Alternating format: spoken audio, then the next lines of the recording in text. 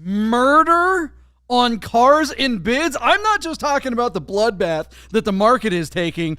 I'm talking about actual murder. We are going to see what's going on cars and bids with Doug Demuro, and one of his listings is pretty darn interesting today. We've got predictions. We're going to reconcile our old ones. This is Bid Nerds. The bidding starts now. Bid Nerds is your daily YouTube card game show, where we predict the online auction results of the most interesting cars on Bring a Trailer, Cars and Bids, Carrera Marketplace, and more.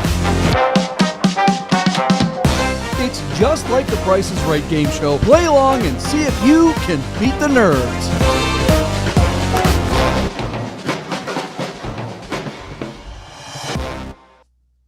All right, welcome to a brand new live episode of Bid Nerds. My name is John Polnik. I am coming to you live from the downtown Las Vegas Container Park in downtown Las Vegas, along with my partner Michael Deeb in San Francisco. Who do we got sandwiched in the middle today, Michael Deeb?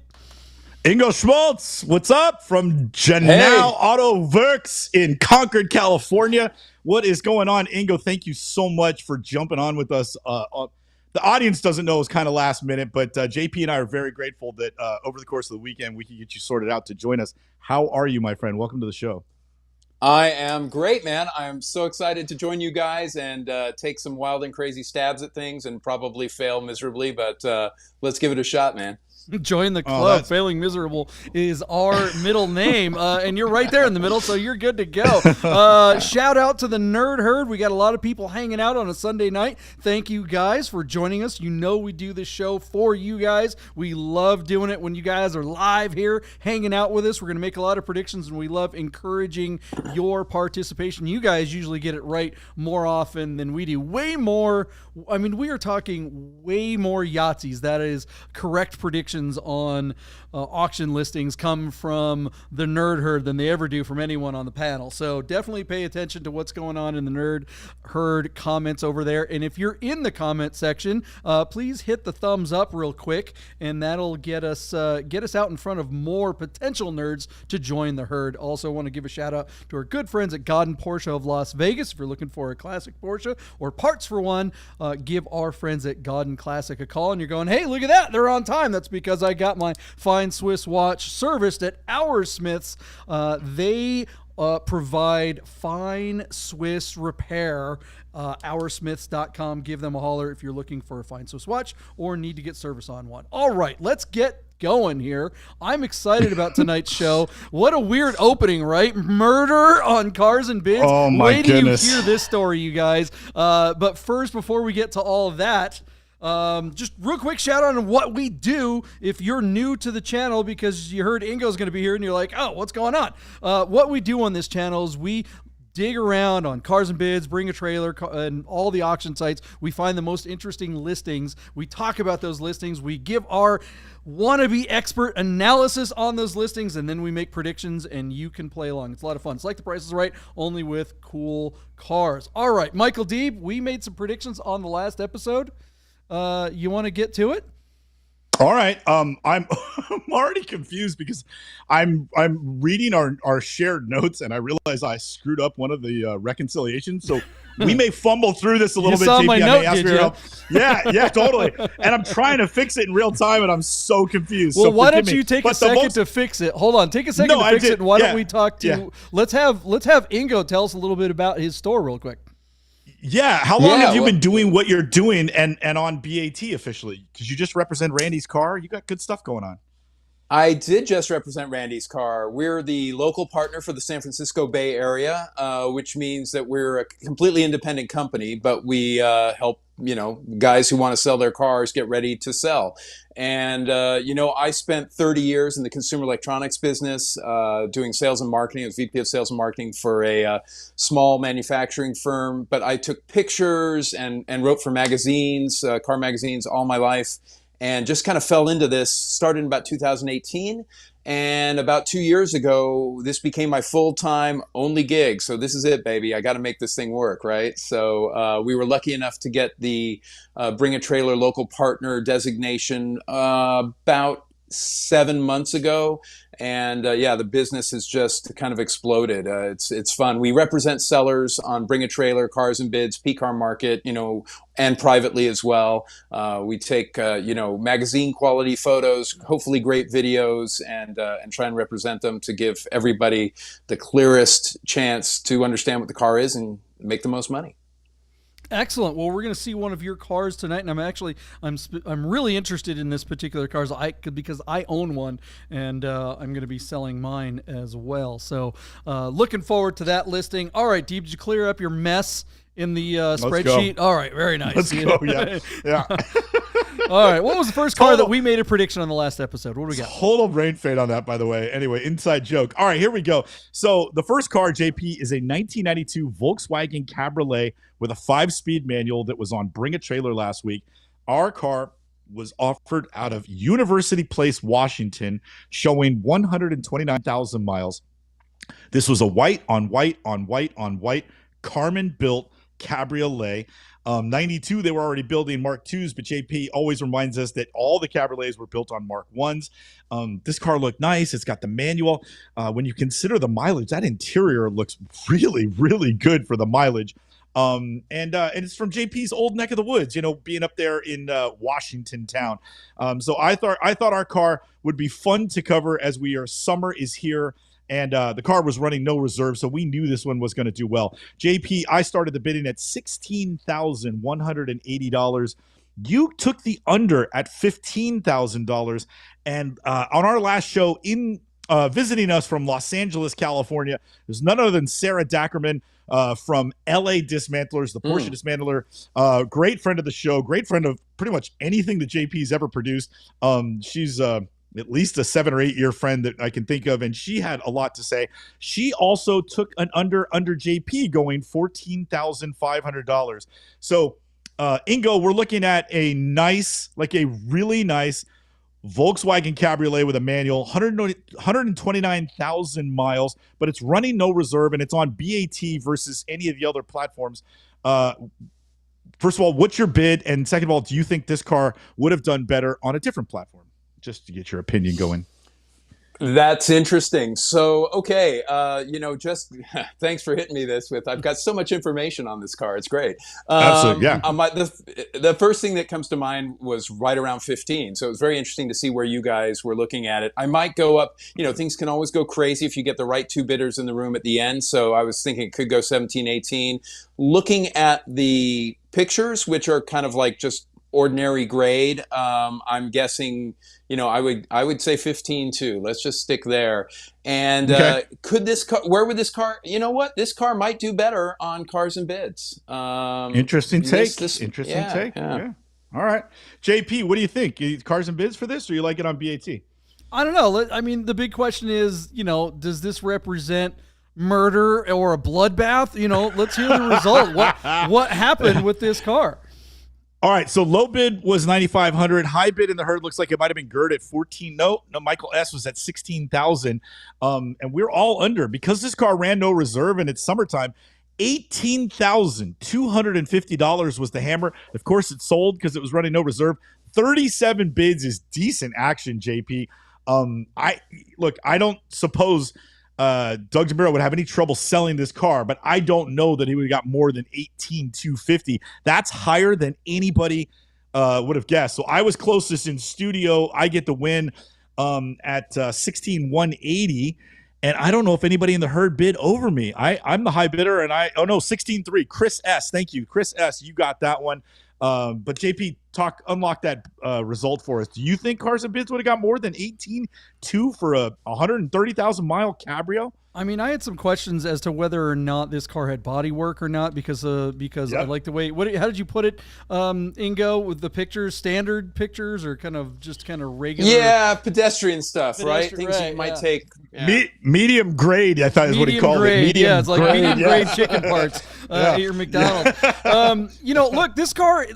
I would not be surprised if this car was actually bought by someone in the Northwest, because one thing about because I came up in the Northwest and I've always loved convertibles, and my first car was a convertible, so I've always been the reason why in the Northwest everyone goes, why would you have a convertible in a place that rains like 10 months out of the year?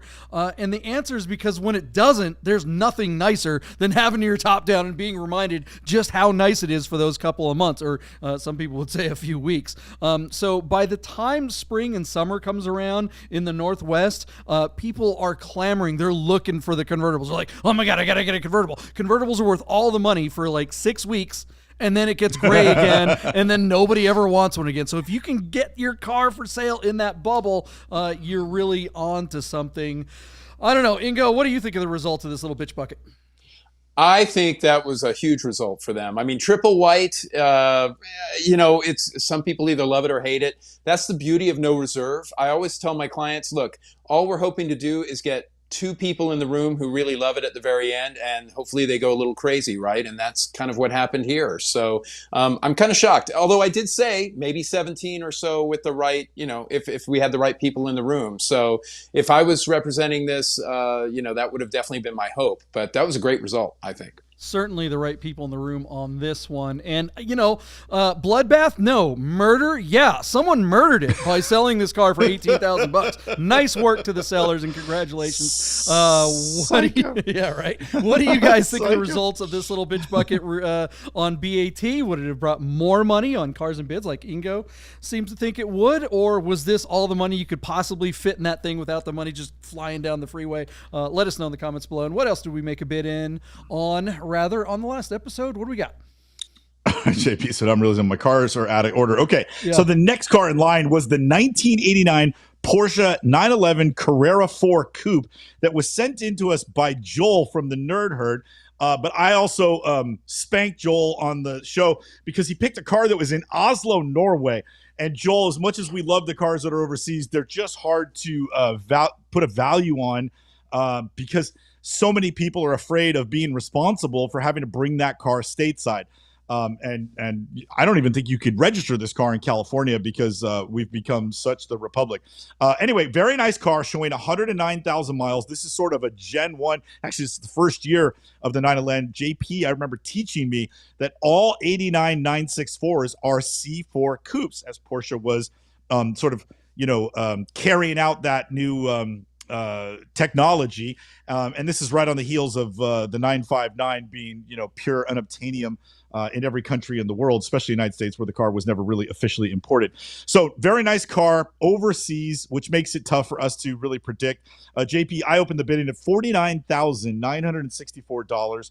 You took the over by $1,000 and gave us $50,964.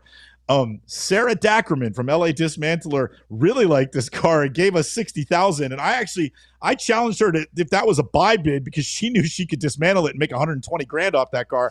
But she said she loves 964s, and there was a gleam in her eye, JP. I just think she wanted to tear this apart and make a fortune on it. Anyway, Ingo, we're going to totally put you on a spot. This one's as tough as any we've ever covered because somebody from the audience picked a car that is sitting in Norway. So it's really hard to put a valuation on what that might be worth to somebody stateside. We really didn't think this had any chance of selling in the natural auction. It was on BAT, but it's overseas. C4 with 100,000 miles. Where are you at? Hold on a second, Ingo. I'm going to give you – I just want to make sure that he gets the full benefit too. This car definitely had body work at the very least on the hood. If you look at that, you can see the orange peel and Bondo on the hood. That combined with the fact that the car wasn't even in the country, just wanted to give you that extra bit of info. What do you think? Well, and of course, Singer's not using 964s anymore, are they? They've got them all since then. So where's this market for 964s going to go after this? Wow. Okay. If it was anywhere else other than as far north as you can just about get, I would say it would do a lot stronger. Let's say 47.5. 47.5. And you're right on the money with the herd. Michael S. looks like the high guy at 82. Buddha, the low man, at 35. There's a 72 from Gerd, and then a 45 and a 40 from Indy and Red 911, respectively. So you're not far off at 47. JP, our car did a little better than maybe we thought at $66,964 was the hammer. However, it did fail to sell, which I think we all agreed was going to be the case. 50 bids, JP. That's a lot of action for a car. I don't think anybody really wanted to go through the trouble of bringing it in. But I feel like that's a lot of catfishing, trying to see if you could pick up something for nothing. And then, hey, if I could have it for 50 or 58, sure, I'd go through the trouble of importing the car. But I think you get into the 70s, and it's like, why would you waste your money on that? Anyway, JP, I don't think there's a lot to talk about here. I didn't like this as a selection for us because it just seems unrealistic being in Norway. Yep, that is definitely a result of an auction that was murdered, not murder. This thing dead on arrival, really. It was murdered before it even got to the listing. This car never had a chance. Yep. So definitely murder, death, kill on the 964 from Europe. Randy seems to think that maybe Bring a Trailer's testing the waters with the European market. Maybe they'll start their own BAT.EU version of it. I don't know. What do you guys think of that? Is that a possibility? And it's not a bad take. Ingo, have you heard any mutterings like that since you have? I haven't heard that. Factory? Now, of course, we're not officially part of that, but we kind of keep our ears out. But something interesting for you guys is they just announced their first European local partner, and it's the guys from Image Street Classics, who I know in the Netherlands, and they sell a lot of really bitchin' cars, a lot of great Alphas, especially. Right. And they were just named that, and I believe Randy and Howard are heading out that way for an event like any time now. So whether that's I think they might be trying to get into collecting cars and some of those guys' place. Who knows? Well, Randy, who has as many frequent flyer miles as anybody else in the herd. That's a pretty good take, Randy, and we got a little support to your suspicion. And JP, who wouldn't want a Dutch Alpha? I mean, I don't know. I just love spreading rumors on our show, so I love it. You heard it here first, folks. I know. BAT starting an EU version. JP, if this happens to come true, you know who's going to be jealous? The Ryans. Right. Well, I mean, they wouldn't be all over this. Nobody crashed their car. They can't benefit from any of that. Anyways, all right. What do you guys think of the results of that? We got one other car that we made two. From the last. Yeah, I guess we do. Yeah, because the fourth one. We'll speed it up. That was definitely okay. Yeah. All right. What do we got? What's the next one? Let's go.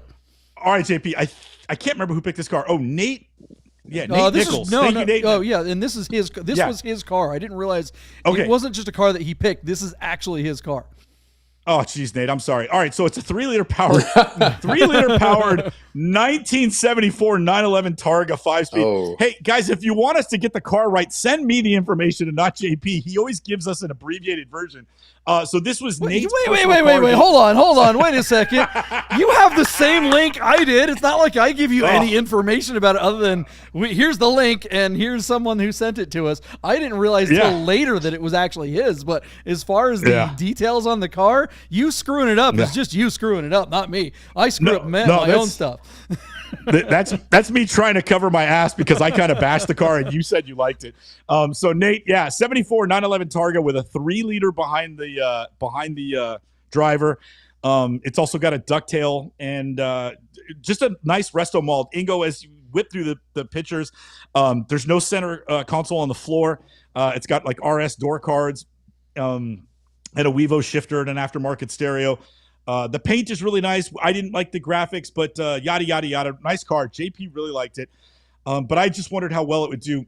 And I overbid. I said $74,911. So I might have bashed it, Nate, but don't forget I was your high bidder.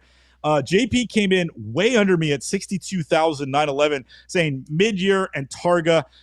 It wouldn't help that they had the 3-liter. It wouldn't be enough to carry it out of the doldrums of mid-year Targas that just don't bring serious money. Sarah was just over JP at 65. Ingo, you may have noticed this car. Carrera Adventure, it's a light resto mod. Carrera Adventure, I guess, is what it hammered on BAT. And where was it located? Indianapolis. Okay. Yeah, outlaws or resto mods are really difficult, right? Because you gotta know who's done it and what it looks like underneath, et cetera, and how long ago it's done, all the rest of that. Yeah, I don't know, man. It's a nice color, though. I like the color, the graphics. The Fuchs are great. Okay, let's say 64. Let's see where we go. 64. All right. Yeah, I think we're kind of in the hunt of maybe where the value was. But the car did not perform well. It hammered at $55,000 even where it failed to sell, JP, on just 17 bids, which is kind of heartbreaking. I would just say my initial reaction when I see a low bid count like this on a car that is so niche, every time we start to modify a car, and it's not like a faithful RSR build, but like we modify the car to our own taste, I think we narrow the window of appeal. And so I think the low bid count is a reflection of how, small of an audience is actually there for a car that is so distinctly modified. But JP, 55, I don't think that's the real value of the car. I just don't think this car found its buyer on this particular auction, which is a bummer because it's the biggest auction platform in the world. So where does he go from here, John? And then Ingo, we want to hear it from you as well. Well, I'll tell you where he goes because he went to, drumroll please. He has someone Don't say else. It. Don't say it. It's not on PCAR Market. He has a place called Motor Vault. It's some dealership. So if you want a second crack at this car, and they're asking $68,000 for the car. So, Ingo, your number was right. I think the number, look, for an outlaw like this, I don't think, mid 60s is unreasonable. Even though the car failed to sell at 55. We had mentioned before on the other side of the show that, look, the graphics, I would have pulled the graphics off and pulled those, the chrome strip across the rocker panels, and given it more of that kind of mid-year outlaw-y look, and maybe lowered it just a smidge, and filled out those wheel wells, even though it wasn't like Euro, it wasn't American height. I think the car could have just a little bit more pop by getting a couple of those details right. And then I think he gets the money for it because this is a cool car and it's a 3-liter. It's got to be a lot of fun, but this is never going to be a collector car. This is a great driver Targa in a cool color. What do you think of that new price, Ingo? What, from the dealer that they're asking? Yeah. I think that's ambitious, but that's a starting point, right? So just a point on these things. When you're talking about something that's custom like this, it's so important to tell the story. And of course, I didn't see this, so I can't speak to this particular one. I'm sure he did a nice job representing it, but you really have to talk about the history of it. You have to give bidders a reason to want it. And if it's something that's been resto-modded, something that's been modified, they need to understand that they're buying something really great. Like you tell them who built it, when they built it, give them more details. Otherwise people just get scared, So when we have a resto-mod type of product, we really go into depth telling the story of just who touched it, when they touched it, and lots of videos, right? Lots and lots of videos and all the rest of that, so people can really get, I think this car could have done a lot better, if it had more audience, and maybe it would have had more. And again, I can't speak to it because I didn't see it before. Maybe they did an astonishing job at the presentation, but looking at it, it definitely does not look like they did an astonishing job of the presentation. In fact, quite the opposite. Looking at this video, it's just awful. I'm with you, though, Ingo. Romance. This car needs romance because it is a neat car, and it probably is a great experience, but I'm just kind of cruising through this crappy YouTube video that they slapped up. Definitely B-grade photos. Nothing romantic about this thing. I doubt he's going to get 68, but that's the thing. When you're talking about an auction, you start from zero and you go up and you land somewhere. Whereas when you're talking about a dealer listing or even a private listing, you start at a high number and go down. So it's like opposite pressure from one direction to the other. It'll be interesting where this car actually lands, if he actually wants to sell it. What did it get to, Deeb? 50 what? 55,500. I think he's about $5,000 or $6,000 away from the most he could hope for this car, and a number that I think would be a good value for somebody to get a $60,000 3-liter little Targa and have a great car. I don't know. What do you guys think of the results of this car? Is he better off trying to sell it with the dealer like he is now? Should he go to another auction site? Should he try PCAR Market? Sounds like at this point he's not going that route because he's going with the dealer. Let us know what you guys think. And we made one other prediction on the last episode, and this last one from the last episode is really kind of, I don't know. Randy's dragging me. Randy's dragging me this week. So Randy pick a car, a 1988 Ferrari Testarossa with like 30-something thousand miles on SuperCar Blondie's Cars auction website. Her and her husband claim to be based out of like Dubai, even though she's clearly Australian. And they have an office in LA that was headed up by a guy that I worked with at Stratus. He's no longer with the company, but two of my coworkers are still down there, and they're hanging in there. But this is a new platform, JP. We looked at this car, and I swear this is the same seller that did that Z8 that Anthony Vieira picked that was on Sotheby's Motorsports that we covered just last week. But anyway, we wondered what this car would do. I didn't think the photos were that great. I didn't like the aftermarket wheels, despite $37,000 in service and maintenance and, timing belts and all the stuff that goes into keeping a Testarossa roadworthy. I thought $118,000 would be the hammer, and I didn't think it would sell at that price because Testarossas are having kind of a moment, to be honest. JP, you took the under at 115, and Sarah Dackerman took the under you. Positive Sarah went 112. So, Ingo, we'll put you on the spot. It's a Ferrari. It's got aftermarket wheels, and I think there was something else, JP. I think they did like an aftermarket limited slip differential. But this is SuperCar Blondie's new auction platform. I'm not even sure if you were aware of this. Had you heard of the platform, and what do you think this car hammered for? I was aware of the platform, and the interesting thing about that platform is they are supposed to be ultra premium, right? She is just going for, it was supposed to be $500,000 and up, right? So this is kind of a pedestrian car for SBX, I would think. And I just don't know what kind of audience. I mean, obviously it's tough. Brand new auction site, as all these other ones that are out there now trying to get in and take some of Bring a Trailer's pie. They're finding it's difficult to get the audience, right? So I would have not been optimistic that this would have sold. I think this would have not made it. Testarossas are interesting because they were way down in the doldrums, but they've shot right back up. Do I even give a number if I say it? I bet you what I'm going to bet you is it just didn't sell. So So give us a number. Let's say, okay, I'm going to say Sarah said 112. I'll say 114. 114. And did that feel like a waste of time to you? Giving me that number? Be honest. Yes. Yeah, it was. What? Because no. Are you kidding? Yeah. yeah. Because when a car fails to sell on her auction site, they don't publish final bid results. So unless you watched the actual close of the auction, you have no idea what the high bid would have wound up being.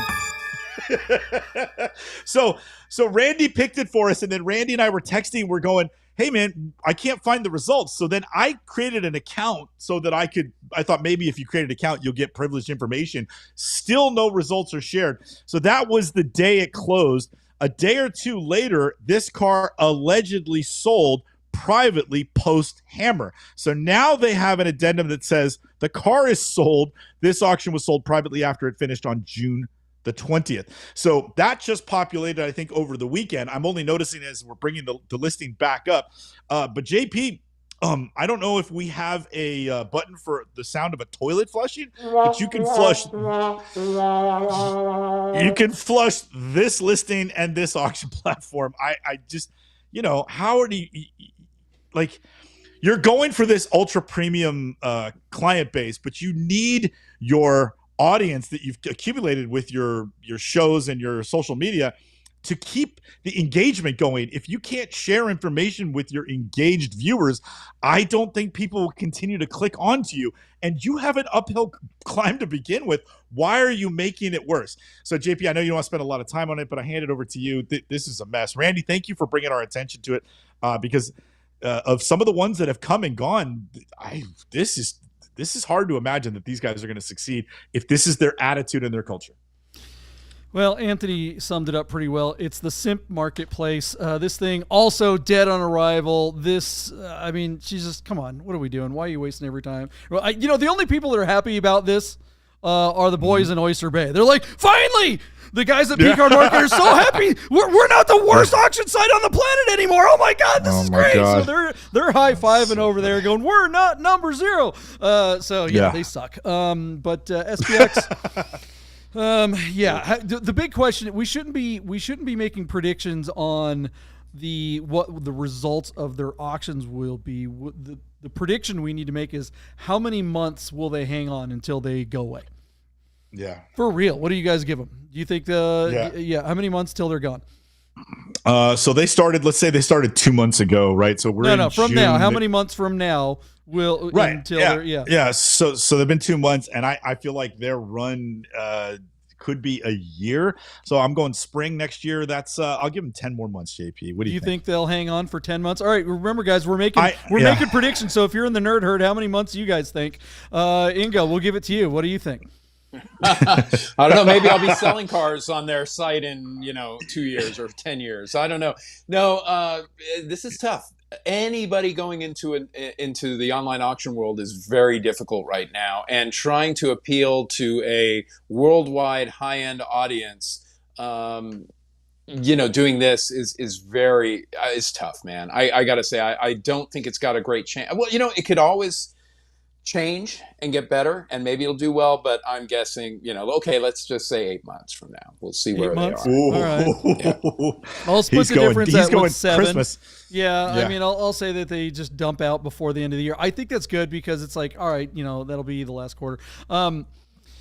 Yeah, what do you guys think? Let us know in the comments. How long will SBX be around? Can SuperCar Blondie make this thing happen? She's not leveraging the audience that she has to let people know that this auction site exists. I didn't even know it existed until Deeb brought this thing up, and I haven't heard of anyone else that. But Randy brought it up.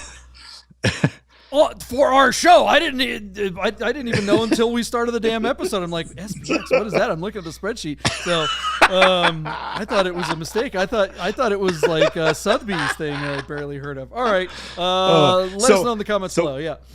Michael S says 12 months. Tom says 9. Philip says I'll go with 6. Kevin Boatman says 3 months. And Scott Derrickson, you're being too political. He said 6 to 9 months. Anyways, there you go. Yeah. Let's see. Randy says I take full blame. Thank you, Randy. All right, word from our sponsors. Yeah, we will be right back with predictions right after, this. Hey guys, I gotta tell you about our friends Godden Porsche of Las Vegas and Godden Classic. If you're looking for a new Porsche or a classic, you gotta call our friend Steve at Godden. This guy. Save yourself the hassle of screwing around with all the auctions like we always talk about, and just talk to Steve. He'll find you the classic Porsche you're looking for. Godden Porsche of Las Vegas. If you don't subscribe to Bid Nerds on YouTube right now, I'm gonna shoot this 997. If you said, wait, that's a 996, you're a nerd. So subscribe to the new YouTube channel, Bid Nerds. Hey guys, you're probably looking at your watch and wondering if Bid Nerds will ever end. So you better talk to our friends at Our Smiths to make sure your Rolex, Tag Heuer, AP, or any fine timepiece is in tip-top shape. Our Smiths, fine Swiss repair. All right, we are back at it, you guys. Let's get to it. We've got predictions. We've got Ingo. We've got Deeb. We got everybody. It's hotter than hell in this studio. Is there murder and mayhem and blood in the streets, in the auction sites, like our thumbnails always say? Hey, listen, you don't need to tell me that our thumbnails are always doom and gloom. We know. I'm sorry for you guys that are already in the nerd herd. Really, I genuinely do apologize that, we have to be a little clickbaity. We are a small channel. And let me tell you, if there's not blood or explosions or the end of the world or the sky is falling in the thumbnails, we literally get half the views. I mean, it is nuts how important the thumbnail game is. And we are always trying to mess with it and make things better and grow the nerd herd. And we know the best way to grow the nerd herd is by telling you, the nerd herd, that we love you, and it's the truth. So thank you for joining us live and spending your Sunday evening with us. I know there are a lot of other things that you could be doing other than hanging out and watching us yahoos on the interweb, so we really do appreciate that. We know that there's more of you watching right now in the nerd herd live than there are thumbs up. So if you're in the nerd herd, if you're in the chat group, go ahead and hit that thumbs up button real quick and help us out. That really helps grow the channel. And we've got new predictions. We found some interesting listings today. This first one on the list is quite the story. Are you familiar with the story on this, Deeb, or do you need me to run it? Chris Carbine sent it to me. Did he send it to you, or did somebody else send it to you? I think Carbine's the one that picked. I think Carbine was the one that sent us this one. Yeah. All right. So what we're talking about, ladies and gentlemen, the whole murder theme tonight is this car, which we're going to lead with. Thank you, Chris Carbine from Carbine Motor Cars in New Orleans, Louisiana. Is a 1911 Porsche 911 Carrera 2. JP, is that Mount Rainier? Yeah, it does kind of look like it might be. Actually, because our car is in Seattle, Washington. Is it in Seattle? I thought this was a Portland car. Yeah. I think that's just where the story happened. Yeah, okay. The story's in Portland. Yeah. Yeah. So I just wanted to show off for my partner that he took me around, and now I can pick out Mount Rainier in a lineup. So our car is a 1990 Porsche 911 Carrera 2 Coupe. This is a 5-speed manual car on Cars and Bids, showing 115,000 miles, listed out of Seattle, Washington by Dobson Stuttgart, the seller. Now, what's interesting about this no reserve auction is that this particular car was the subject of a theft. Some thieves were going, and they had eyes on a what was it, a Polaris something or other. And when they'd been stalking this area at a carport at an apartment building in Seattle or in Portland. And on the day they decided to do it, they peeked under the cover of the car that was right next to their subject car and found this bright red 964 C2. So they stole this instead, and then went on a big thieving thing. They went and stole a bunch of stuff and used this as their daily and getaway transport. Now, one of their thefts went horribly wrong. They tried to steal a car while the person who owned the car was still in it. And they got into an altercation with that car, which led to them murdering that person and then getting away in this red 964 that they had. So the police were trying to find the car itself, because it's a bright red Porsche, and they thought if they start calling local Porsche experts, somebody might know where the car is, because they had some grainy footage of the car and they knew what the getaway car looked like. So they called this guy named Matt. Matt said that he knew where the car was. The police went to that person's house and arrested that person, and that person was found guilty of murder and is now behind bars. So this car has come up for sale, but hold on. You kind of missed a big part of that story. The car, yes, was stolen. The car was stolen, used in a carjacking. The bad guys killed someone in this car, and the police went to the owner of the car, who didn't realize that the car was stolen. He didn't know the thing was even missing until the police said, hey, not only is your car stolen, but someone used it in a murder. So then they went out to the community and said, hey, does anybody know where this car is? Has anyone seen it? And of course, it's a very obvious car. All right, go ahead. Continue, please. So as the car was returned to its owner and the person who helped identify where the car might be, they found the car and they found receipts. Ingo, I don't know if you heard this story. The bad guys that stole the car paid for a detail. They went and had it serviced and did an oil change and kept the car. They loved the car so much they paid for maintenance, which is just the most hilarious aspect of the story. It's not a funny story when you consider that somebody did perish and lose their life. However, the idea that the bad guys loved their getaway car so much, even though it was the wrong car to use in crimes, they loved driving the 964 and kept it in really good condition. Now, our car was not trashed by the bad guys. Nobody was murdered in it. It was simply the getaway car for a bad altercation. The car is riding on rotiform, which are forged wheels. It's got coilover suspension. There's some very tasteful upgrades. This car looks to be in decent condition despite the miles. And hey, it's a red 964 C2 coupe with a manual transmission and 993 mirrors, the sport mirrors, and the brake tucks in the front grille. There's a lot to like here with this car. JP, I just want to remind you, it is running no reserve on Cars and Bids. And the photography is not half bad. I'm impressed. So, John, super interesting car, unbelievably fascinating provenance. But there's got to be a theft on the Carfax. Do you know what I mean? Because it's a theft recovery. It is a theft recovery car. Yeah, it's going to be to some degree. It's going to be a branded title or brandished title. The nickname for this car before it came to market was the Murder 911, and the guys who are representing it are trying to dispel that nickname because there was not a murder in this car, and so they've renamed it. the hero 911 because because the car was so unique, it helped identify who the killer was, and now that person is behind bars. So they're trying to flip the script on the I don't know, the reputation of the car. But JP, it's a high mileage car with fascinating provenance. A lot of people will be talking about it. Do you think that's going to help carry it over the miles and the branded title? That's what we're ultimately going to be decided on when we throw down our bids. Nice photography, your backyard, no reserve, a car that everybody wants. It's a car of the moment. I think it can overcome the scarlet letter. So JP, what do you think?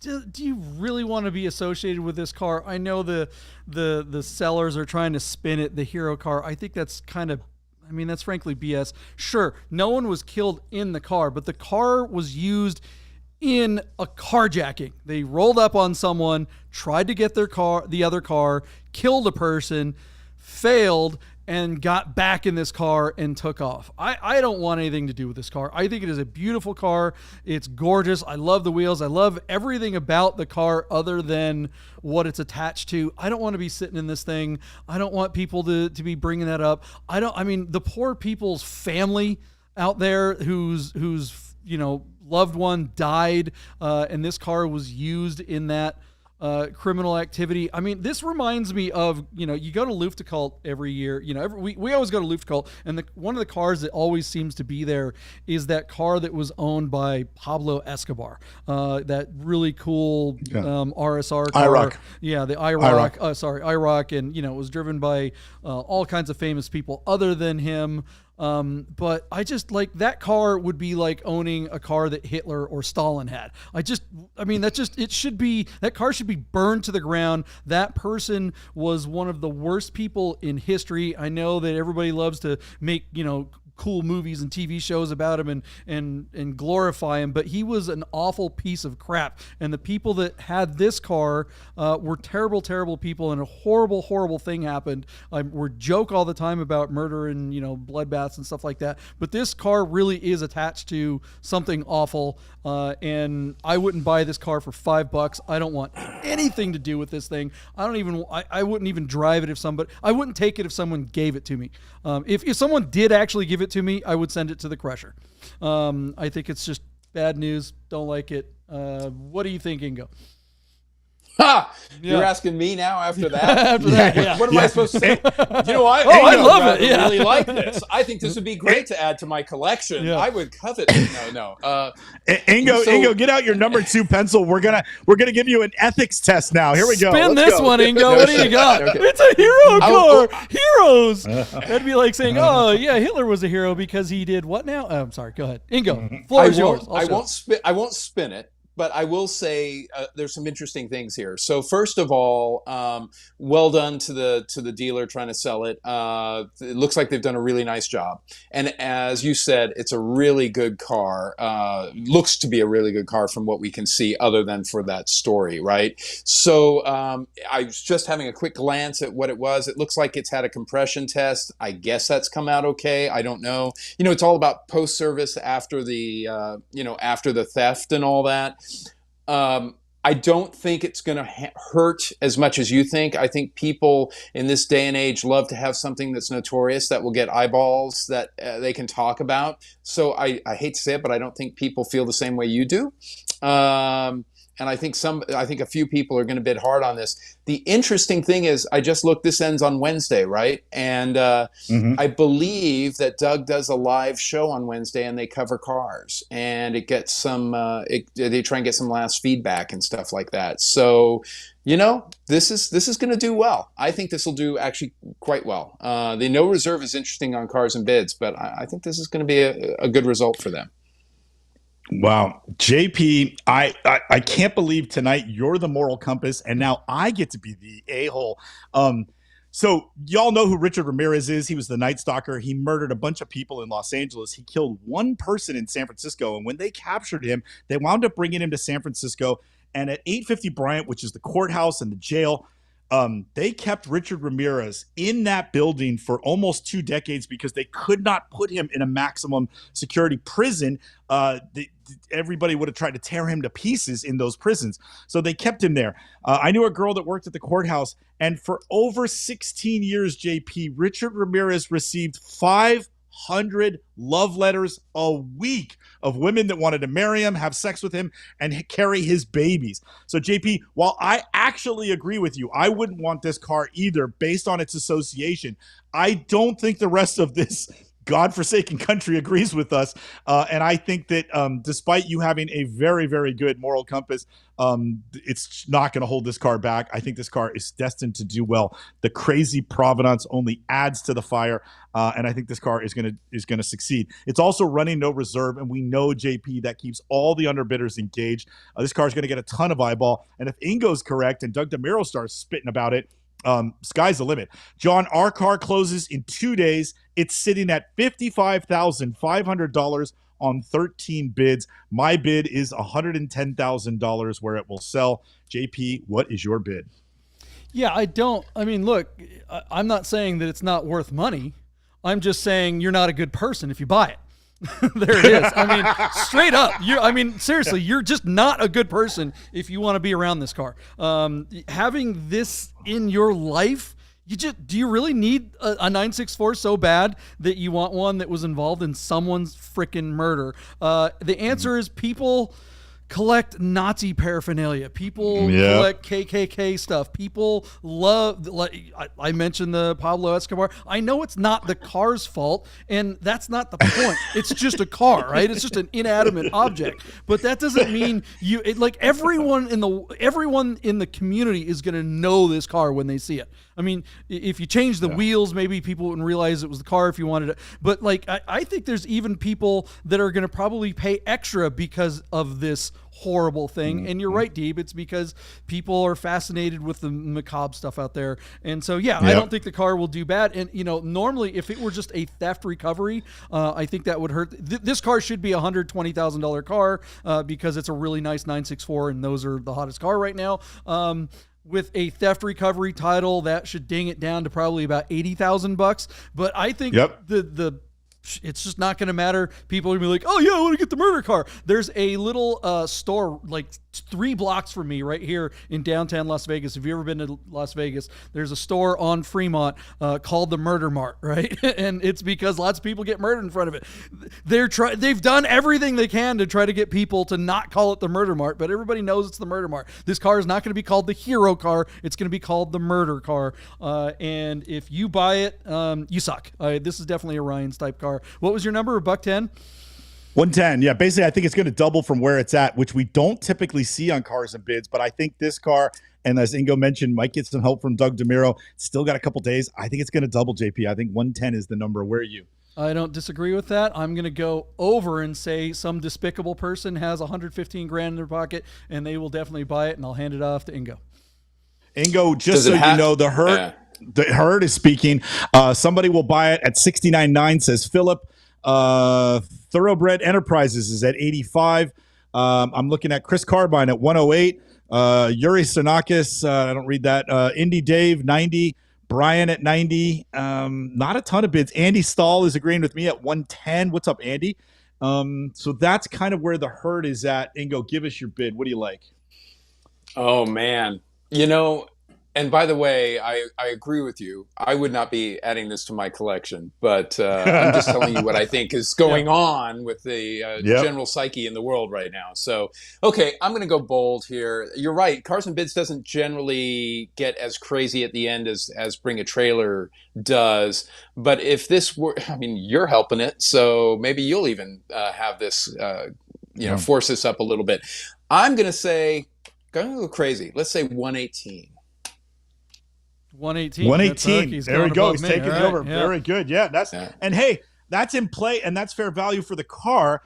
If but branded title should, as JP said, should dock this thing probably 30% in value. I don't think that's going to happen here, and obviously the guys in the studio agree with me. Ingo, I have had a theory going for a while. Since JP and I've been doing the show for good God, 4 years now. Of all the major auction platforms, the clock that resets with final bids is the shortest with Cars and Bids at just a minute or 90 seconds. I even forget what it is. I think that's why they don't get as much action in the end. Do you have a different theory as to why they don't have big, crazy finishes typically? You know, it's interesting. We actually have a rep that works for Cars and Bids that works with us locally, and great guys, and they're really easy to work with. So I really appreciate Frank them Harrington? for what they do.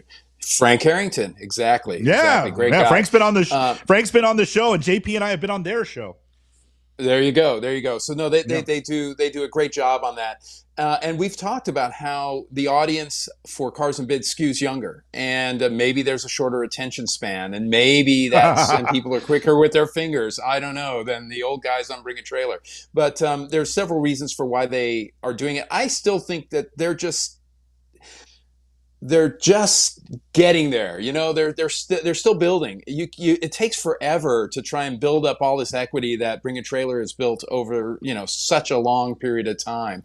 I don't like the 1 minute. I'd like it a little longer. From my perspective, too many people have server issues. You know, they haven't refreshed their browser, and you know, I hear oh man, you closed, and I would have bid more later. Well, that's BS. But you know, I get concerned with that. I would prefer it to be 2 minutes. So, just my 2 cents. I think the 2 minutes is like I think it's a cool off period. I think people get it. It's like when you only have a minute, it's like I got to make a decision, and you don't have time to consider the negative column. You're only going down the positive column, and it's like, oh shit, I got 4 seconds left. I don't have time for that negative column. I'm buying it, and you're gonna bid. 2 minutes. That whole extra minute is enough time for you to go. Yeah, no, I don't need this. But anyways, that's my opinion. But you know, I mean, look, Cars and Bids is the second biggest auction site, and they're not even remotely close to Bring a Trailer. It's not like first and closely behind is second, but Bring a Trailer is doing 100 goddamn cars 7 days a week, and Cars and Bids is lucky to do a couple of dozen in a day, 5 days a week. So it's like they got a long way to go. And then everyone else is just, chum buckets. Everyone's just kind of eating the scraps from there. So yeah, I think it's a tough game to try to beat Bring a Trailer. Bring a Trailer is the juggernaut that is murdering everyone else. That is the bloodbath that is this auction game. And there's a lot of people, I think we've seen a lot of people waste a ton of money on trying to get in this game because BAT makes it look easy. We've seen Stratus auction site. How many gajillions of dollars did they just flush down the toilet? Our friends at Rad for Sale, they dumped God knows how much money down the toilet. Shiftgate down the toilet. Marked, backed by Porsche, down the toilet, and now we've got apparently SuperCar Blondie just has too much money to carry around the back of her Bugatti or someone she's blowing's Bugatti, that she's just like, oh, I gotta put this money down the toilet too. Why are people just? It's not easy, guys. It's really, really hard. So maybe this should be a warning to some of these auction sites. Maybe you should think twice. Anyways, all right. What do you guys think this murder car will bring? I shout out to Michael Buddha, friend of the show. He's he's watching right now on the Nerd Herd. He was like, what's up, Buddha? Buddha's awesome. Buddha had the best take on this whole thing. He's like, I'm not even bidding on this car. I don't want anything to do with it. So God bless you. That's a good person right there. Yeah. Stay away from this car. Bid nerds, look, we usually don't give advice. We don't never take our advice, but take our advice on this one. Just stay away from this car. This car is bad vibes, man. Definitely bad vibes. All right, what's the next car on the list? Hopefully it doesn't have an awful story like this one. The rest of the cars are good news, guys. Yeah. Well, that's subjective too, JP. Then our next car is on PCAR Market. No, all right. Let's jump right to this 52 years owned 1969 Porsche 912 that is currently on Bring a Trailer. Offered to sale by none other than Genau Autoworks, who is our friend Ingo in studio with us tonight. So out of Concord, California.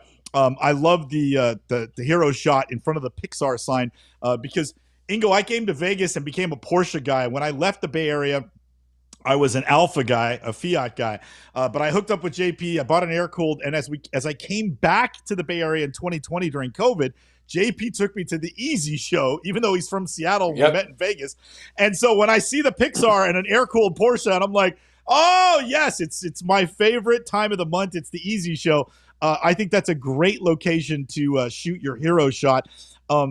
So we're looking at a long wheelbase 912.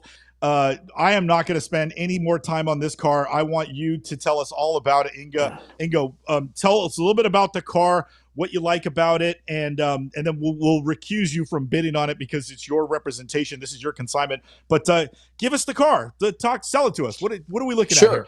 I can just tell you I have a feeling it's going to go really big, really big. Yes, no. absolutely. Yeah. Bid Nerds Mojo. You should go carjack someone with it, and maybe it'll do better. No. Too soon. Too soon. Before I don't want to get on your bad side, JP. Come on, man. Yeah, jeez. So we talk about stories, right? And it's one thing to show the car, but you really have to be able to let the people know what they're buying. And there's a really cool story behind this. So this is actually owned by the former Undersecretary of Energy during the Reagan administration, if you can believe it. And he bought this car in '72. From another owner in San Francisco. So it's been a West Coast car all its life. It did go over to Virginia in the early 80s. And it was at that point where he took the engine apart and sent it to Harry Pello, who's known as the maestro back in the day of these flat 4 and flat 6 engines. And he began work on it. They took everything apart. He was going to do a full restoration on it. It then sat for the better part of 30 years. He then, after he finished his work with the Reagan administration, he moved back to California. In 2018, he started reassembling everything. He repainted the car. It was a bare metal repaint. The engine then went to Tom Amon for reassembly. The interior has been completely done. So basically, it's a 6-year-old restoration that has had about 1,000 miles on it since its full restoration. And great history. We have receipts going all the way back. It's Bergenrot. It's not a perfect car. It's not a concours car. It's been built for a driver, a guy who really likes to enjoy cars.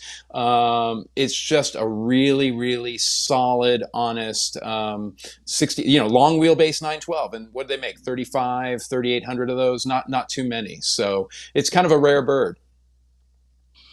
It looks like when they rebuilt the motor, they did a big bore kit. When we're looking at like a 90 horsepower car, Ingo, you've driven this car. Is this hopped up? Are we talking like 120 horsepower here? I mean, I imagine if they did anything to that motor, they could have enhanced it to the point where this is probably a really, really fun driver. Am I reading between the lines correctly, or is it more stock than that?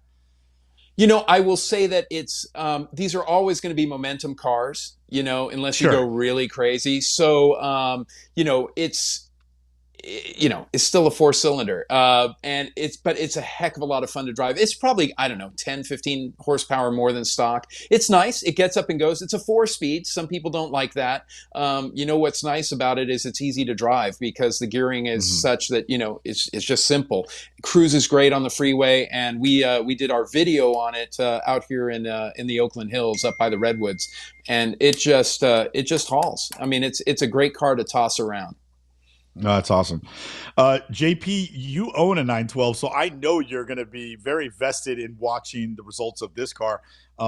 When you compare the car that you have and you look at a car like this, what do you like, what you see? What are your thoughts? Well, yeah, it really is a very pretty 912. It's not much like mine. I mean, mine's a 68, so it's still the short or just before it went to the long wheelbase, and mine's pretty much hot rodded out. I don't have the original motor. Mine has a 2-liter Type 4. So this car's certainly worth more than my car for sure, because of its originality. And I think that's really what people are spending most of the money on these days. Hot rods are pretty tough, like we've been talking about earlier in the show. Hot rods have to kind of appeal to a very specific person. So this has a much wider appeal, and that's just a classy, good-looking car. Which 4-speed is it? I think there's a couple of them. Yeah. Well, I was going to say, I have to check on the 4-speed, but I do have to mention just a couple other things quickly. It is numbers matching, and because this guy had it so new, he's done some things. Like he actually painted this Polar silver back in the '75 because he thought that was the cool racing color, right? And then when he did the bare metal restoration, he's like, I really should be bringing this back to back to its originality. So that this is now the original color. However, saying that, so it's got Webers on it. He does have the original Steelies, the hubcaps. He has the Solexes. He even has a new cassette Blaupunk in there, but he also has the original Blau. He still has the original 2-piece Blaupunk for it as well. So everything he's taken off of it is still with this car. So the Solexes alone are a pretty penny. And so somebody who would want to take this all the way back to what it looked like, when it first came out, they could do that. And first thing I'd probably do is throw the Steelies back on because I think that just looks great on these cars. So anyway, I just wanted you to know that. So. Very, very cool. All right, JP. So our car is currently sitting at $38,500, but it has 3 days to go before it closes. And that $38,500 is on 9 bids. So it's showing well. JP, I think the presentation of the car is nice. 912s have been strong for 4 or 5 years now, and they are bringing collectible money. I think that the fact that this car is all matching numbers, it has very incredible provenance with not only who it's owned by, but that they've known the history of the car from color changes to restorations to bringing it back to its original colorway. I think this car stands to do well, and I also think that it helps that it's not, I don't want to say pretentious, but like, if it was fresh out of restoration, then you'd be scared to drive it. But as Ingo is describing it as like really, really nice, but not a car you'd be afraid to take and enjoy, I think that makes it attractive to a lot of people. So you're maybe not looking at 6 figures or even 80 or 90 grand, but I think $65,000 would take it. I think that would be where it hammers, and I think that would sell for that price. We're going to skip Ingo, but JP, give us your bid. Yeah, I kind of doubt that the Undersecretary of Energy for Ronald Reagan is going to bring any clout at all. But it does give you, it does give the sense that it's awesome that someone's had it for so long, and it was a serious person that owned it. But nobody's going, oh yeah, I've got his picture on my wall, and I always wanted to meet him. But yeah, he's my second favorite civil engineer. I'm more into the Undersecretary of Defense than I am the energy guy. Maybe if he was the Undersecretary of Interior, I might be into it. Great car. I own one. I love it. I'd like to drive this one. It's funny. I've only driven a few 912s, so the one I have, it's like mine and like 2 others over the years. So, I'm always interested in seeing what other ones are like because they seem to be different. So from one car to the next, reminds me of a movie. Who's going to get this quote? I've got a Porsche 911 with a quadraphonic Blaupunk. You don't need a quadraphonic Blaupunk. You need a curveball. Somebody that gets that in the comments, I'll give him a nerd sticker just for you. I'm as strong as I want. This car has that look. It's that, the long hood thing that everybody wants. It's clean. It's original. I think it's going to do well, but we're just not. 912s just don't perform well either when it comes to on the ground performance, speed performance, and they don't perform super well when it comes to selling them. Even though we've seen some really, really nice 912s, and I'm thinking, God, why wouldn't even when someone puts a big 6-cylinder in one of these and basically makes it a 911, people are still like, oh, it's just a 911 or it's just a 912. So I'm going to be a little bit more bearish, and say 62 and say it sells. 62. So Randy Bloom, I said Bloom. Is it Bloom? Randy, where am I missing Randy? Anyway, Randy agrees with you, JP. He's at 62, way up there. Let's see. We've got Brian at 63.5. Yuri is at 68. Mike Buddha is at 57. Michael S is at 72. Chuck is at 61.911. Scott is at 64.5. Carbine is at 65.912. Indy Dave is at 69. Philip is at 58.9 and fails to sell. All right. We don't need everybody in the. Yeah. If you're in the nerd herd, you guys can see. There's a lot of people in the nerd herd, and we love it. We love that you guys are. We'll be here all a lot night. of bids, but I think everyone's kind of like in the low 50s, is high up to like 70 something. So I think that bodes well for the car, and we're going to be keeping our fingers crossed for this one. And I will tell you, for my money, I'd rather have this car than the murder car. That's for sure. In fact, I don't want the murder car at all. Just to be clear. All right, let's. What do you guys think this car will bring? The nerd herd has spoken, but if you're watching this show later, put it in the comments, and let's see if how close you are. Is it going to be murder, or are they going to murder it? That's what we want to know. All right, we got another car to talk about. What do we got on the list, Michael Deeb? All right, JP, the only way I can describe this car to you is like a show home. So in Vegas where they're building all these communities, when a builder gets a plot of land and he's going to build 100 homes, they put together 2 or 3 show homes to show you every option that you could have in your house. 2 different wood floors and marble and the refrigerator and the espresso machine and the swimming pool and all this stuff. This particular Porsche, this 1999 Porsche 996 Carrera 4 Coupe, which was the first year of the 996, was built by the factory for the factory with a 6-speed manual and an X51 package and a laundry list of options to showcase what the forthcoming GT3 was meant to look like. So the aero kit and the wheels that are on this car are all to sort of, give you a preview of what the GT3 was scheduled to look like when it was later I think a year or 2 later, the Gen 1 996 GT3 that we did not get stateside. We didn't get a GT3 until 2004, and that was a 996.2. But this car, JP, so MO30 sports suspension, sound system. I don't want to read all of them, but the X51 Carrera power kit, special stainless steel tailpipes, carbon everything in the interior, bucket seats, 18-inch sport design wheels. It just goes on and on. JP, there are like 40 options on this car.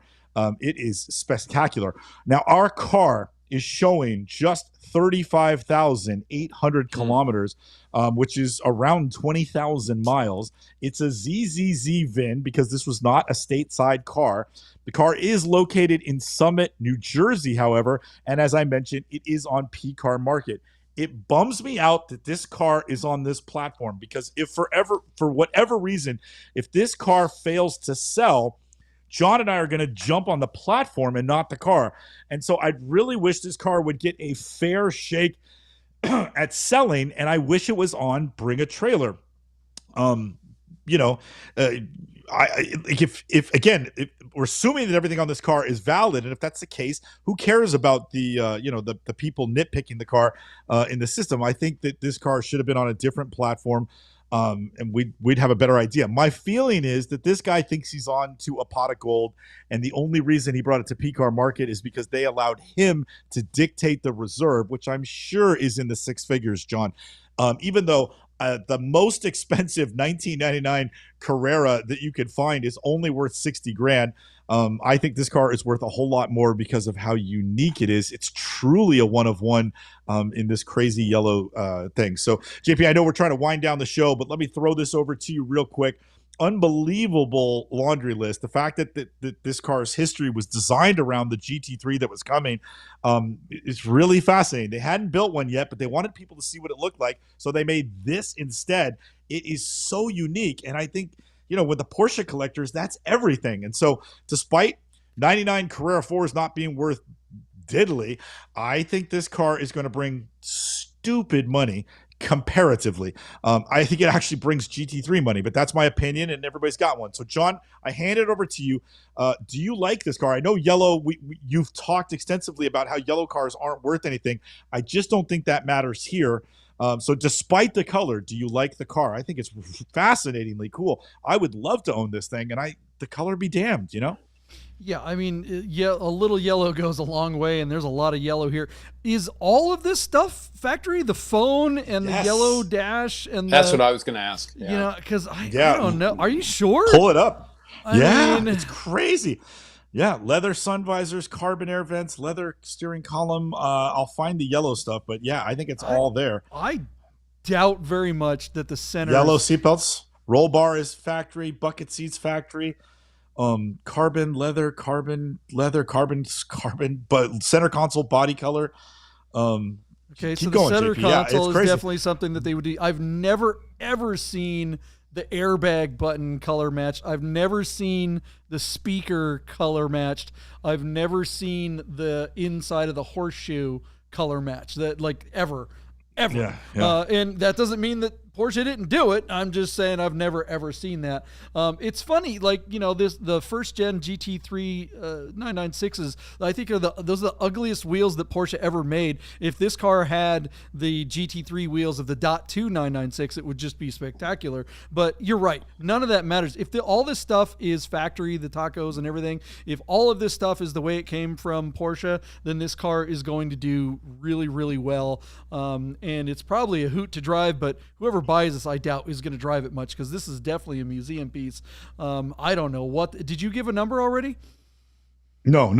Yeah, I was just telling you. I think it's going to do well, despite the model being soft. I think this car is going to.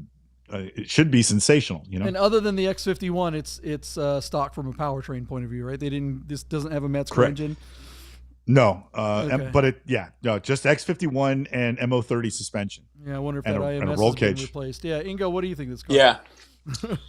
Wow, it's interesting. I'm just trying to look it up online to see about the provenance and how much documentation they have on it. The first thing I notice is what's with the GT3 badges. Did Porsche badge all the GT3 badges? The story that PCAR is presenting is that the factory built it to preview the GT3. So according to the story, yes, Porsche did that and said, here, this is what the GT3 is going to look like. It just doesn't have a Metzger engine in it.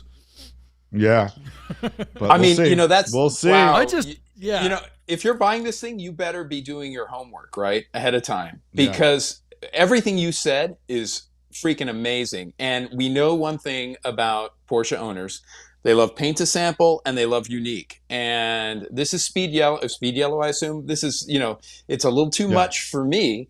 But you know, people will go absolutely nuts for this. If this was on Bring a Trailer and it was extremely well documented and we had, you know, factory confirmation about all this story, I mean, the sky's the limit on it.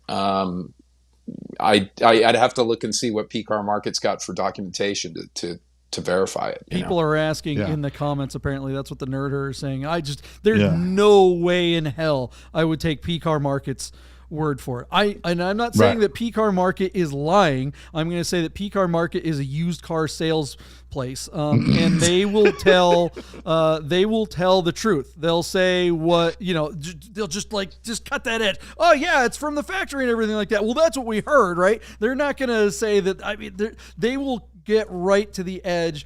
Do your own research. Ingo's giving you great advice on that. Don't believe a single thing they say. And that's the thing. How do you confirm any of this stuff? Who's the seller? Do we know? Is it a private person? Is it a dealer? Oh, good question. Let me look that up. It's a dealer in Summit, New Jersey. Keep going. Sorry. How do you confirm something like this if they don't have documentation originally? It's just a story that was told by someone. It's like a game of phone, where one person tells somebody something and it goes on down the line. Yeah. Ingo, good eye on the GT3 badge thing. I just don't see Porsche doing that. You know what I see happening here is I think a Porsche dealership did that.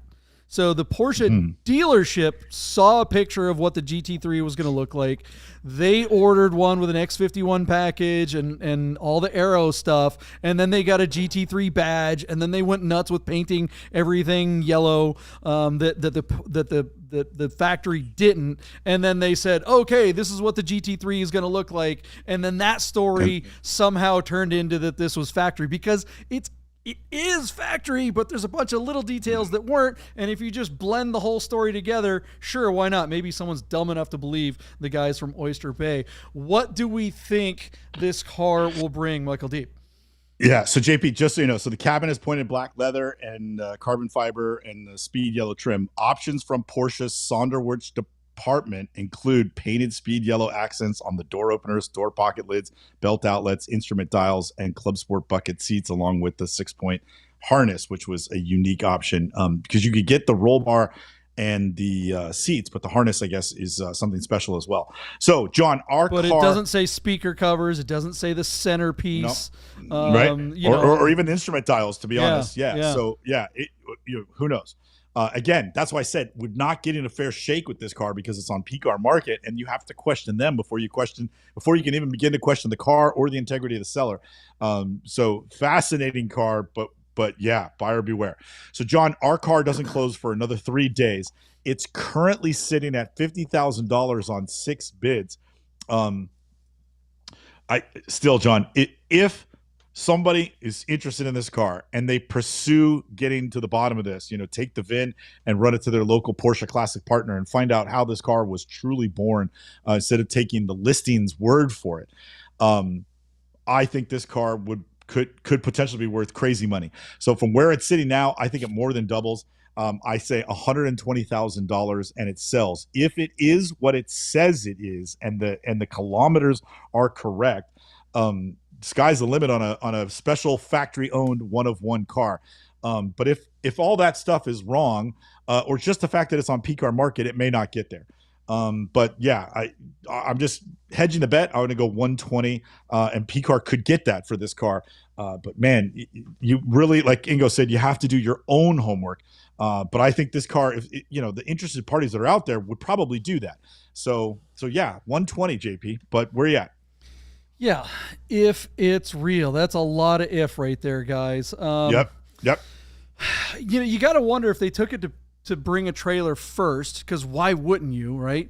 I understand the idea that PCAR Market can get to market a lot faster. Cars and bids used to be really fast to market, but I've been hearing a lot of people saying that since there were layoffs, it's taken weeks to get their cars listed. I don't know why it would take so long, given that they only do a dozen cars a day. How hard could it be? That said, this car, I could see that the owner with this story going to bring a trailer and giving them their line of BS and bring a trailer going, where's the proof? And then we're going, well, it's what I heard because some guy told me, and BAT going, well, yeah, all that's fine, but we're only giving you a reserve of $45,000 because it's, at the end of the day, a 99 C4, and the owner going, no, it's worth $150,000, which is what it's going to be in the chum bucket ultimately. I don't think this car is real. I don't think anyone's going to believe the BS on PCAR Market unless somebody turns something up, in which case, okay, that will change everything, but I doubt that's going to happen. That would be my bet. I think this car what was your number, Deeb? I'm sorry.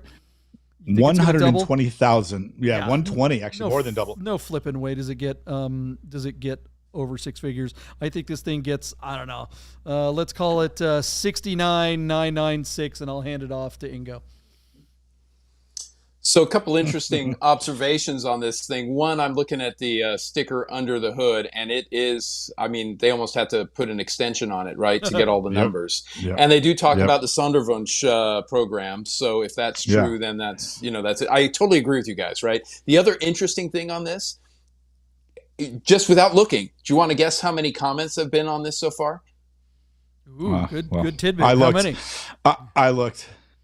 18 comments. Really? And if this was on Bring a Trailer with 3 days left or 2.5 days left, there would be about 350,000. And there would be there would be at least 4 experts that said, wait a minute, I remember this car back in Stuttgart and it was blah blah, or no, this is total BS. So, unfortunately we are sitting in somewhere, and I saw something from Luxembourg as on the paperwork there. So boy, a lot of questions, man. Now this is still a 20,000-ish mile car with a ridiculous amount of options. Now, who knows if it has the IMS bearing replaced? I don't know if we have the history on that either. You know how people love to talk about that with these cars. I will say somebody's gonna. I say it's gonna get bid to 88. Not gonna sell. They're going to try and do a deal post, and if it's the real thing, somebody's going to get it, and they're going to put it on Bring a Trailer within 6 months with proper documentation, and it goes for 150. If not, it just disappears into the hinterland. Yeah, that's the thing. It's like, it's one of those things where the car is legitimately an amazing car with all those options. For the record, I am not suggesting that it doesn't have a whole bunch of great factory stuff. It's just, this is typical PCAR Market unforced error BS, where they try to say, they take it to that next level. If they just said, hey, this is the highest option, lowest mile, best condition 996 C4 that we've ever seen, and it's full GT3 trim, and we can't confirm for sure, but we heard here's the story, then okay, then you've got something there. But it's that one lie that you add to the truth that blows everything out. It's just like everything comes into question now, and this car shouldn't be getting the kind of negative scrutiny that it's getting. If it were on BAT, you're right, the community would be all over it, and we would get to the bottom of it, and BAT would represent it as, here's what it is. It's a car that has all these options, and the owner says this, but we haven't confirmed it, and then that would start the conversation. And ultimately, if one of the internet sleuths found out that this was a pot of gold, then hey, great, that's awesome, even better story. But starting out trying to sell sell something that may or may not be true just makes the whole thing look shady, and I think turns everyone off. But that's PCAR Market. That's what I think. What do you guys think? Let us know in the comments below. We got our numbers here. You know, the nerd herd is all over the place. You know, Stefan was asking, how much would a real 996 GT3 first gen be? There's only how many of them, and how much are those worth right now? Yeah, a 20,000 mile car, which would be low, would be in that still today under 120 grand for a first gen GT3. Yeah, they're struggling. I've never seen one, honestly. Like ever. I don't. First gen. Oh, yeah. You're right. First gen. Well, yeah, I don't know what a first gen would bring in this country, because it's got to be $250,000, I was giving right? No, well, that's a good question. There's only they're not like as good as the second gen. Something. Yeah, but there's so few of them. And it's a car that basically started a whole icon. I mean, it's literally iconic, right? So I don't know. Yeah. And they never came here. I would think that car would bring mad amounts of money. Yeah, the .2s are the better car, you know, but the .2s, they brought them here. 1,300 of them. Yeah. So I don't know, boy, fascinating listing, and that's why we brought it up. That's what we like to do on the show, is find you the most interesting listings, the most interesting cars from all the automotive enthusiast auction sites. So we do thank you guys for hanging out with us on another live episode of Bid Nerds. Ingo, it was great to have you. Did you have a good time? I had a great time. Now I need a drink, though. So, you know. Yes. I gotta go. The Sunday show, that's all we do. And we there you go. recommend that everyone watching does the same. But tonight I was actually sober. How lame is that? That's probably why. Anyways, okay. Why I went off on the. If I were drinking, I don't know how bad I would have gone off on that murder car. So what do you guys think? Do you think the market's full of murder? Do you think it's going to be a bloodbath, or are all these cars going to bring a bunch of money? Another shout out to Godden Classic. Thanks to you guys. Also shout out to Our Smiths. I know Anthony was hanging out in the nerd herd, so thank you guys. Ingo, anything else you want to plug? Any other cars that you're going to be listing on the auction sites that we should be looking for? Well, if you're you got looking a few for cars. if you're looking for something really cool, right now live ends the day after this one. We have a 96 993 in midnight blue with cashmere leather with 44,000 miles, original owner, gorgeous car. And those 993s have gone through the roof, right? So we're gonna see where that heads. But that's a really fun one for people to watch. Since we're talking Porsches, we have a bunch of fun Porsches coming, but that's one that's live right now as well on Bring a Trailer. If you guys like Porsches, make sure you hit that like button. I know, again, there's a lot of you guys in the nerd herd that are watching right now that haven't hit the thumbs up button. So please do that before we end the show. Also, if you're looking to potentially sell your car on Haggerty Marketplace, who does not sponsor the show, but does employ my partner, Michael Deeb, give him a call. Michael Deeb, how does someone do that? Oh, yeah. You can reach me through the Bid Nerds socials. You can also find me at the McDeeb on Instagram. And we are taking consignments for Monterey Car Week for the Broad Arrow Group's Motorlux auction. So last few minutes, we can take something. If you have something interesting, reach out. And then, Ingo, how can they find you on Instagram when they're not following you on Bring a Trailer? Well, thank you. It's simple. Everything's my business. So GenauAutoworks.com, GENAU, autoworks.com. That's my YouTube channel. That's my my website, and that's my handle on Bring a Trailer, Cars and Bids, and PCAR Market. So, yeah. Yeah. Great stuff on Instagram. Great stuff. Hey, just to let you guys know, AutoFest, Vegas AutoFest registration is live at vegasautofest.com. So mark your calendar for September 21st. If you are out of state, that is, if you don't live in Las Vegas or Nevada, and you want to display your car at Vegas AutoFest right now, if you're out of state, it's free. So that means all you got to do is go onto the website and register your car, use the promo code BidNerds, and it's free. So if you're in state, you don't get the free thing, but it is half off right now until the end of June. So we are running that promotion right now since we just opened up registration, and so there it is. Yeah, what else is there? JP, yeah. JP, is there a chance that you're going to be in Mill Valley, California next Sunday for this Cars Sunday, this Cafe? Sunday, this coming Sunday? Yeah, it's a week from today. Yeah, so this coming Sunday. Yeah, is there a chance? Is that up in the air? Very good chance. It's still game time decision, but we definitely want to. I definitely want to come out. So I'm looking forward to seeing all of you there. That would be awesome. Maybe we'll talk Ingo into driving across the bridge and coming over to Mill Valley for Cars and Cafe. If you're into it, Ingo, let us know if you have nothing better to do on Sunday. Do we want to bring the Alpha or the Porsche? What are we bringing? Porsche. Bring the Porsche for the first one, and then bring whatever you want after that. All right, sounds good. We'll do it for sure. Yeah. We have a show. One more. We'll be back on Wednesday night. Nicole Johnson is joining us in studio. Yes. So you guys definitely want to be here for that instead of us ugly ass dopey bid nerds. See you. Bye, nerds.